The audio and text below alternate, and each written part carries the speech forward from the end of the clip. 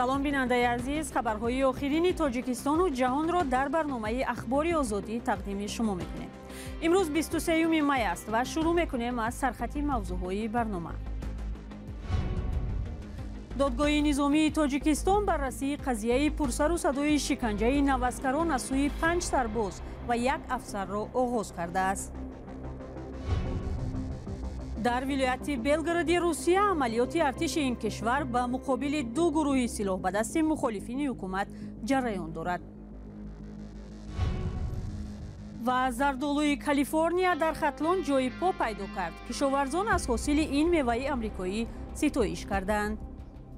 مثال بگیریم که هم در چیزی حاصل نیوه سر حاصل هستند، از جهت حجم بسیار کلان هستند.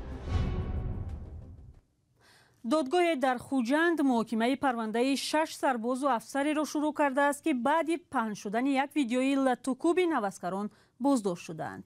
навор як моҳ пеш дар шабакаҳои иҷтимоӣ нашр шуда эътирози зиёди падару модаронро ба миён оварда буд. бархилофи пешгӯии баъзе корбарон ки навор паёмаде нахоҳад дошт, мақомоти тоҷикистон сарбозонро пайдо ва боздошт карданд. як афсар ҳам барои шиканҷаи сарбозон дастгир шудааст. ҷузъиёти мурофиаро аз ҳамкорамон мулло Раҷаб Юсуфӣ мешунавем. با گفته منبع‌های رادیوی آزادی امروز 23 مای کلیگه حربی دادگاه عالی تاجیکستان با بررسی پرونده 5 سرباز و 1 افسر شروع کرده است. یک نماینده دادگاه این معلومات را تصدیق کرد و گفت مرافعت در تالار دادگاه حربی گرنیزانی شهر خوجند می‌گذرد. سودیا و یا دادرس‌های کلیگه حربی دادگاه عالی یک روز پیش در شهر خوجند جمع آمدند. در کرسی عیبداری 5 سرباز جانب قاسمزاده، فخرالدین عظیموف، اعظم کمالوف، محمد نظر نازیموف، حاجی اکبر سیف‌الله‌اف و پدپلکومنیک نزهت لزوریف نشستند. این افسر تا لحظه بازداشت سردار کمانداتور یکم واروخ بود. 5 سرباز به ویران کردن قاعده‌های آیین‌ناموی متهم می‌شوند. قسم 2 ماده 373 کدکس جنایی برای این اتهام از 5 تا 10 سال زندان را پیش بینی می‌کند. پدپلکومنیک نزهت لزوریف باشد به سوء استفاده مقام و برآمدن از حد وکالت خدمتی متهم می شود. کدکس جنایی تاجیکستان برای این اتهام از 8 تا 12 سال زندان را در نظر دارد. نظر سربازان و افسری بازداشت شده در رابطه با پرونده معلوم نیست. دقیق نیست که آنها به اتهام نسبتشان اعلان شده تا کجا راضی‌اند. این 5 سرباز مهلت خدمت را به پایان رسانده بودند و در خانه‌هایشان بازداشت شدند. قضیه آنها را دوام قریب 1 ماه دادستانی نظامی ولایت سوخت تحقیق کرده است. این ویدیو در اوج موسم دعوت بهاری جوانان به ارتش نشر شد و مقامات میگویند به رفت دعوت تاثیر نداشت، در حالی که شارحان شبکه‌های اجتماعی تاثیر آن را شدید ارزیابی می‌کنند. مولو رجب یوسفی، امیر اسایف، آزادی، دوشنبه. بینندگان عزیز، همکاران ما جریان مرافعه دادگاهی سربازان بازداشت شده را پیگیری دارند و اگر خبر و اطلاع نو دسترس شد پیشنهادی شما میکنیم. سامانه و صحیفه های ما را خبر گیرید. حالا رو میاریم به روسیه. дар ноҳияи грайворони вилояти Белгород амалиёти артиши Русия алайҳи ду гурӯҳи мусаллаҳ, корпуси довталабон ва легиони озодии Русия ки дар хоки Украина ташкил шудаанд, ҷараён дорад. вазорати мудофиаи Русия мегӯяд 70 нафар аз силоҳбадастон ба қатл расида боқимонда ё фирор кардаанд ва ё дар иҳотаи артиш мондаанд. вале то ҳол ин иддаои Русия аз тарафи манбаъҳои мустақил тасдиқ нашудааст. волии ин устон ба аҳолӣ дастур додааст ки ба хонаҳояшон барнагарданд. ҷузъиёт дар гузориши аз Шаҳлои Гулхоҷа.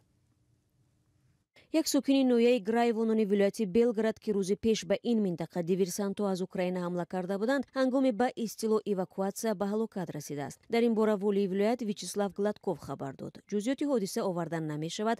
танҳо таъкид шудааст ки ин зан 82 сол дошта ҳамроҳи писар ва келинаш дар автобус буд. рӯзи гузашта мақомот сокинонро аз минтақаи грайвонон ба макони амн кӯчонданд. ба қавли Вячеслав Гладков, феълан нирӯҳои вазорати дифоъ якҷо бо сохторҳои қудратӣ ин ноҳияро поксозӣ доранд. волии вилояти Белгород иддао мекунад дар он шаҳракое ки гурӯҳи диверсионӣ ворид шудааст, 2 тан аз сокинони осоишта ҷароҳат бардоштанд, аммо то ҳол нирӯҳои амниятӣ ба онҳо расидан натавонистанд. бинобар ин мақомот ба сокинони беруншуда тавсия доданд ки феълан ба хонаҳояшон барнагарданд. ҳамчунин дар бораи ҳамла ба деҳаи Борисовкаи вилояти Белгород хабар дода мешавад. аз ҳавопаймои бесарнишин ба яке аз биноҳои маъмурӣ маводи тарканда партоб шудааст. дар бораи вуруди як гурӯҳи диверсионӣ ва иктишофӣ аз қаламрави Украина ба вилояти Белгород рӯзи душанбеи 22 май маълум гашт. субҳи имрӯз дар шабакаҳои телеграм паёмҳо дар бораи задухӯрд дар сарҳад пайдо шуданд. масъулияти рейдҳоро намояндагони корпуси ихтиёрии русия ва легиони озодии русия бар уҳда гирифтанд. ин гурӯҳҳое мебошанд ки аз шаҳрвандони русия иборат буда ба ҷонибдорӣ аз украина меҷанганд. мақомоти вилояти белград ворид шудани гурӯҳҳои мусаллаҳро эътироф карданд. тибқи иттилои расмӣ дасти кам 8 нафар маҷрӯҳ гардидаву чандин хона вайрон шуд. дар минтақа низоми амалиёти зидди террористӣ ҷорӣ шудааст. мақомоти маҳаллӣ мегӯянд бархе аз сокинони навоҳии назди марзӣ дар вилояти белград хонаҳои худро тарк карданд, аммо эвакуатсияи оммавии аҳолӣ пешбинӣ нашудааст. дар айни замон занги охирин дар мактабҳои белград ки 23 май ба нақша гирифта шуда буд ба таври фосилавӣ баргузор мегардад. намояндаи сарёсати иктишофии вазорати дифои украина Андрей Юсов гуфт, дар вилояти белград амалиёти таъсиси минтақаи амнияти идома дорад. ин аввалин чунин изҳорот аст. артиши украина маъмулан дар бораи иддаои тирпаронӣ ё тахрибкорӣ дар қаламрави русия изҳори назар намекунад. дар навбати худ Михаил Подляк, мушовири дафтари раиси ҷумҳури Украина, навишт, Киев ҳаводисро бо диққат пайгирӣ мекунад, аммо бо онҳо иртиботи мустақим надорад. бармегардем ба тоҷикистон. шумори афроде ки дар соли 2022 ба ҳабси абад маҳкум шуданд қариб 1 баробар бештар аз солҳои дигар будааст. сахттарин ҷазо дар тоҷикистон ҳабси 1 умрӣ аст. 19 соли пеш мақомоти тоҷикистон бо бекор кардани ҳукми қатл ба ҷои он ҳабси умрбодро таъин карданд. ҳомиёни ҳуқуқ борҳо аз вазъи ин гурӯҳи маҳбусон ки дар зиндонҳои низомаш сахт нигаҳдорӣ мешаванд нигаронӣ карда буданд. чаро эълони ҳукми 1 умрӣ имсол дар додгоҳҳои кишвар бештар шуд? мумин аҳмадӣ гузориш дорад. лаҳзаи афв ва раҳоӣ аз зиндон. ҳазорон маҳбус солҳо дар паси панҷара орзуи расидан ба ин рӯзро мекунанд. аммо барои гурӯҳе аз зиндониҳо қонун чунин орзуро манъ кардааст. онҳо маҳбусони якумрианд. дар боздоштгоҳ ва зиндони низомаш сахту пӯшида нигаҳдорӣ мешаванд. наздиконашонро соли ҳамагӣ дубор мебинанд ва рӯзе 1 бор иҷоза доранд зери назорат ҳавои тоза бароянд. онҳо афв намешаванд. сахттарин ҷазо дар тоҷикистон ҳукми абад аст. соли 2022 додгоҳҳои кишвар қариб 1 баробар бештар чунин ҳукм эълон кардаанд.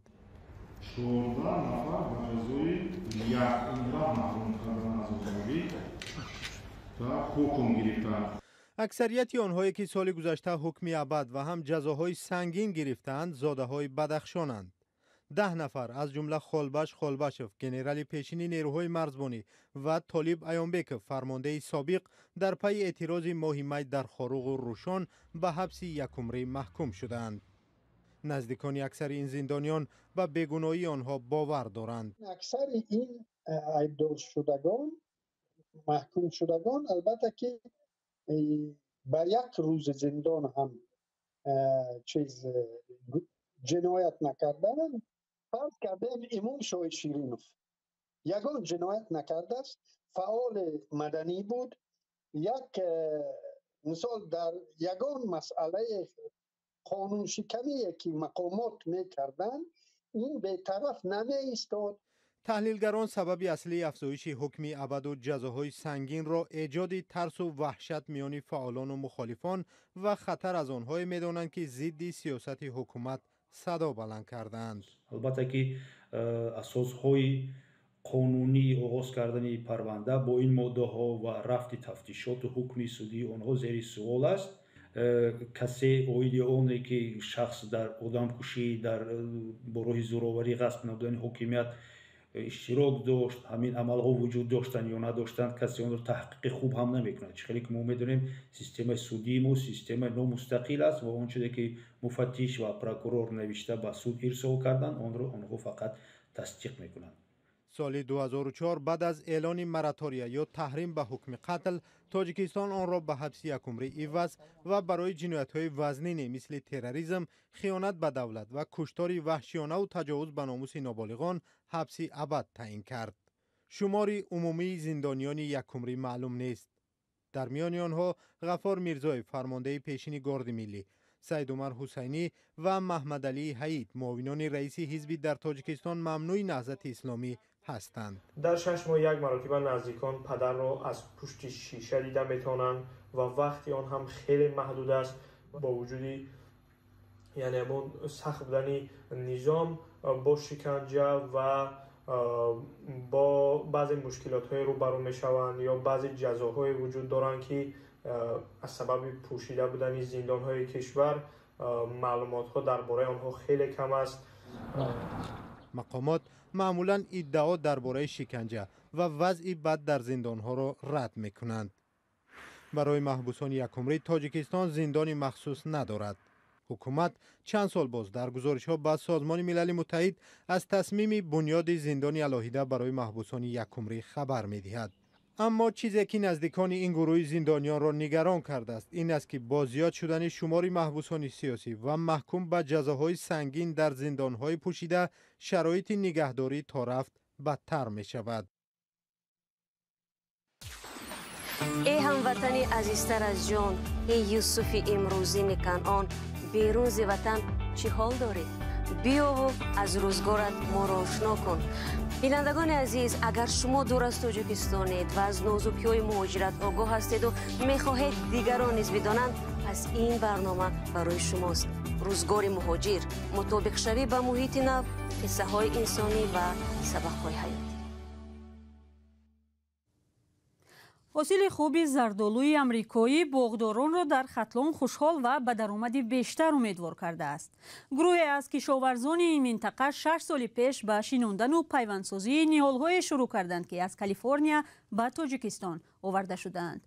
متخصصان میگویند این میوه‌ها به طلبات بازار جهانی جواب گویند. گزارش جالبی همکاران ما را از باغ‌های زردآلو در ختلان همراه می‌بینیم. در جنوب تاجیکستان فصل زردآلو است و باغداران برای جمع‌آوری محصولات آماده می‌شوند. اما دیگر فقط نوع‌های محلی زردآلو در منطقه کشت نمی‌شوند. این زردآلوی ربده از نوعی محلی فرق دارد. حجمش کلانتر است و بعد چیدن تا 10 روز صفتش را نگاه می‌دارد. صلاح‌الدین باغدار از ناحیه جلال‌الدین بلخی به جمع‌آوری حاصل آمادگی می‌گیرد. نیت دارد زردآلوی خود را به کشورهای اروپایی صادر کند. 112 تا دسترس کردم. زیاده از 37 نمود شد.